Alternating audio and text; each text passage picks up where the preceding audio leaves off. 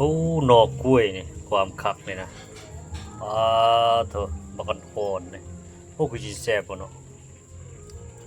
อีแกงใส่ซีนไก่ลาดนี่เป็นโตเลยนี่นะโอ้โถพุ่นน่ะต้นมันบักใหญ่ๆได้แต่น้อยเดียวนะพี่น้องปองไปเด้เห็นไหมโอ้คือหน่อไม้เนาะคือหน่อต้นตาลน่ะนะโอ้สิแซ่บโอ้คือกับอันใบตองอ่อนเนี่ยนี่เป็นหน่อกล้วยได้นี่นะของแท้ตะบ่นี่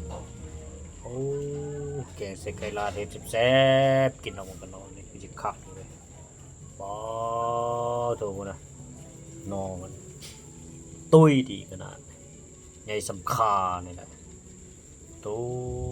ว่าคักๆเลยนะเว้ยนะผ่าครึ่งเด้นี่โอ้สำจิกินเอาบ่นี่ต่อแห้งมี5ต้นน่ะได้แต่สำนี้น้อยเดียวนี่นะกินไปตองนอนสมบ่ตัวหมูตัวหยังกินเนี่ยคือสิแซ่บเลยเนาะมันเป็นอันนี้เนาะคือต้นวายนี่เบิ่งนี่โอ้จิคักอยู่เว้ยเบิ่งนี่แกงใส่ไก่ลาดเฮ็ดแซ่บบ่หอมเนี่ยครบสุดหมดก่อนเนาะจิคักอยู่เว้ยนี่เอาล่ะหาเคยกินครั้งแรกในชีวิตแท้นี่ต้นกล้วยน้ำว้าเด้นี่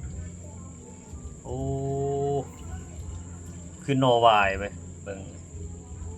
จิคักขนาดแบบพิเศษเด้นี่กินเลยติดใจขนาดเด้นี่เป็นจังซี่นะโอเคเด้อได้มาเบิ่งก็ฝากกดไลค์กดแชร์เด้อเพื่อเป็นกำลังใจให้เติมมือใหม่เด้อขอให้ความสุขความเจริญจงเกิดขึ้นนำพวกเราทุกท่านเด้อขอบใจหลายๆโชคดีร่ำรวยจำชิงกันต่อเป็นกินได้อยู่ตลอดเวลาโอเคขอให้โชคดี